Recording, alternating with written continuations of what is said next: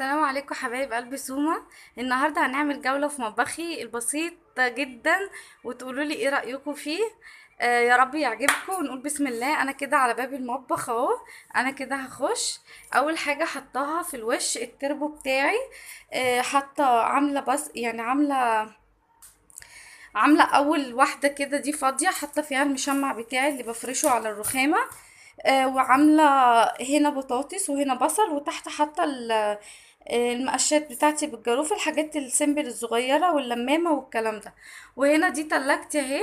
انا غسلتها معاكم قبل كده ووريتها لكم، وريتكم انا منظماها ازاي. انا حاطه الستيكر ده على الجنب ومن قدام كده زي ما انتوا شايفين، ومن الجنب التاني. انا تلاجتي بيضة وشكلها يعني مش لطيف قوي ومن زمان قوي، فانا حبيت اغير شكلها. بسم الله. وده كده شكلها. وده شكلها من فوق، مش حاطه عليها حاجه. بس كده. وجنبيها هنا التربو بتاعي. والكولمان. ودي بقفل كده، بحب احتفظ بيها عشان لو حابه احط حاجه لحد كده واديها له. وده كان بتاع ورد، كنت حاطاه في الانتريه وشكله ما بقاش لذيذ، فدخلته المطبخ حطيته كده في الركن ده. ودي رخامه كنت عاملاها للميكروويف. استغلتها حطيت عليها الستيكر ده اهو في الارضيه وفي الظهر، واستغلتها كده حطيت عليها الخلاط بتاعي. والكبه بتاعتي اللي انا جبتها وقلت لكم عليها برضو، على فكره جميله وعمليه جدا. ودي برضو خلاط متكامل عندي، كبه وخلاط وقطعت خضروات. وهنا ده كان بتاع المضرب، والمضرب بوظ فحطيت عليه كده الكوبايات بتاعت ايكيا دي. وحطيت فيها الحاجات بتاعتي السيليكون والمضرب والمقص ومقص الخضروات. وهنا حطيت برضو واحدة حطيت فيها كل المعالق بتاعت السيليكون والفرش. واستخداماتي. ماشي. ده كده ايه بداية المطبخ اهو زي ما انتوا شايفين. ده الباب اهو. بس كده ماشي. هنيجي بقى كده للمطبخ بتاعي. ده المطبخ بتاعي اهو. بسم الله. زي ما انتوا شايفين يعني على قدي. هنا عامله ضرفه للازاز، وهنا عامله ضرفه للازاز، وهنا عامله ضرفه للتوابل بتاعتي، وهنا ضرفه للسمنه والخزين بتاعي. وهنا عامله الدرج ده للزيت والخل والحاجات بتاعتي. ودي طبعا معالق وسكاكين وحاجات. وهنا ضرفه للبلاستيك. وهنا ضرفه حاطه فيها الستانلس والصاج، طقم الستانلس طقم الصاج.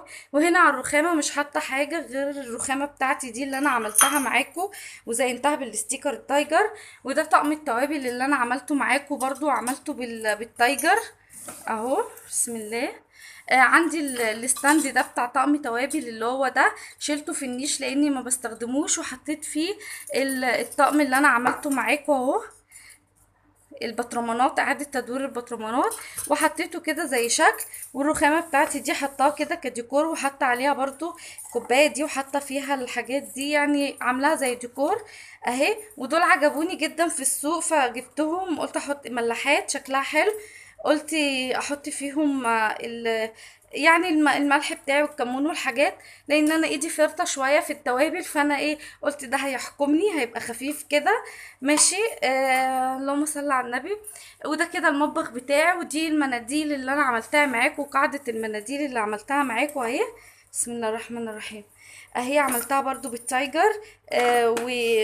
ودي رخامة اهي حطيت عليها الستيكر ده برضو. يعني ايه عملت كده زي منظر لفتة كده، غيرت نورت المطبخ لانه هو بني بس. وحطيتها ايه وحطيتهم على الرخامة كده. بسم الله. ماشي. دي كده الرخامة بتاعتي زي ما انتوا شايفين. وده البوتاجاز بتاعي. مش مهتمية بيه قوي معلش، وانا سايباه عشان خاطر هعمل لكم مرة. اعمل لكم مرة طريقة تنظيفي في البوتاجاز، فسايباه شوية كده عشان يبان بعد التغيير. وعندي هنا رف الازاز ده اتكسر. اعوذ بالله، كنت مرة بعمل حاجات وفرقع كده الحمد لله. فحطيت وراه ستيكر كده على الشباك. و... ودي كده حاجات كده بتتلزق علقات، جايبه الكبشتين دول سيمبل كده عجبوني حطيتهم. والولاعه بتاعتي البوتاجاز بتاعتي، وده جنب ده جنب البوتاجاز. حاطه كده برضو ستيكر. ومعلقه فوطه المطبخ بتاعتي اللي بنشف فيها ايدي. ودي بتاعت المعايير. تمام. كده هنيجي وحاطه الصواني الكبيره بتاعتي في الجنب. ماشي. اللي قدام المطبخ بقى الرخامه اللي قدام المطبخ اهي زي ما انتوا شايفين اهي حاطه عليها، حاطه هنا في الجنب ده الفرن بتاعي. وحاطه عليه ستاند السكاكين، وطبعا دي بتاعت ايكيا برضو. حطاها كده، لزقتها كده في حاجه ستانلس عشان خاطر لو ولعت الفرن ما تاثرش على البلاستيك. حاطه فيها المعالق الخشب، وده ستاند السكاكين. ودي كده بتاعت معالق وشوك، وده ستاند الستانلس بتاع الكبشة والمعلقة والحاجات دي. طقم التوزيع بتاعي ستانلس. وهنا برضو دي فيها المدق بتاع البفتيك والبانيه، وبرضو شوية حاجات كده، والفردة بتاعت العجين. تمام. ودي المسكات طبعا السيليكون. وحطاه كده على الميكروويف، لما باجي اشغله بشيل القاعدة بتاعت المعالق دي. تمام. وبشغله عادي. تمام. وهنا الحوض بتاعي. بعد الفطار على طول بحب ان انا انضفه. تمام. حاطه عليه كده ازازه الصابون واللي انا بحط فيها الصابون. ودي ازازه ميه على طول بتبقى كده محطوطه، عشان لو الميه قطعه ولا حاجه وايدي وسخه وعايزه اشطفها بس. ودي صواني كده حطاها، دي طبعا حاجه اساسيه عند كل البيوت، بيحطوه كده تابلو فوق الحنفيه. ودي القطاعات بتاعتي. مخصصه واحده للحوم والخضروات والحاجات، ومخصصه الخفيفه دي للفواكه. تمام. وهنا الركن التاني ده انا عاملاه كده زي ركن شاي على قدي برضو، حاجة كده بسيطة. ده الستاند اهو بتاع المجات. ودي علبة كنت جايبة ليبتون، وكانت جاية فيها، عجبتني حديد شكلها حلو. حطيت فيها كده برطمان الشاي وبرطمان السكر والمشروبات اللي احنا دايما بنحب نشربها، كوفي ميكس وبلاك. تمام.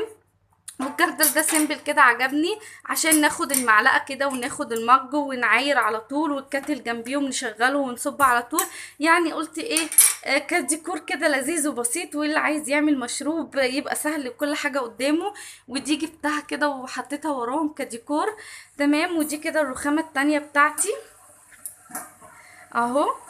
وطبعا هنا المطبقية، وطبعا هنا حاطة سكر برضو، حاطة شاي، وحاطة حاجات تخص المشروبات. تمام. بس كده. وده كان المطبخ بتاعي زي ما انتوا شايفين، بسيط وعلى قد حالي. بس انا حبيت ان انا اغير من شكله شوية، عشان ابقى لي نفسي ان انا اقف فيه واطبخ. طبعا انا هنا لما بصور لكم على الركن ده. وطبعا بطبخ على البوتاجاز. والرخامه دي انا ما بستغلهاش في حاجه غير بعد الفطار، لو غسلت صيني ولا غسلت حاجه بحطه يتصفى عليها. وطبعا لما باجي استخدم الخلاط او الكبه باجي اقف في المكان ده. بس كده. وزي ما انتوا شايفين ده طريق، ده المطبخ بتاعي بسيط وسهل وعلى قد حالي، يعني الحمد لله. عايزاكم بقى تقولوا لي رايكم في رصة مطبخي، ولو في حاجة عدلوا عليا وقولولي، وانا بحب يعني اخد الاراء وانفذ. لو في حاجة في المطبخ قولولي اغيرها، وتقولولي رأيكم فيه حلو ولا ايه. بس كده. وانا كنت حابة اعمل لكم جولة في المطبخ بتاعي، عشان البنات اللي طلبوا مني على الفيس عايزين نشوف مطبخك يا سوما. هو عادي جدا يعني بسيط، والحمد لله على قدي. بس واقول لكم بقى، استنى تعليقاتكم تقولوا لي رايكم في مطبخي. والسلام عليكم. كنت معاكم سوما مطبخ وصايا، احبكم في الله. اتمنى لاول مره يشوف قناتي يشترك في قناتي ويفعل الجرس عشان يوصله كل جديد. واللي عندي مكتريني ومشرفيني منوريني، كل سنه وانتم طيبين. وبس. ودي كانت النهارده الفيديو بتاعي، مش اكل ولا ابتكار ولا وصفه ولا اي حاجه.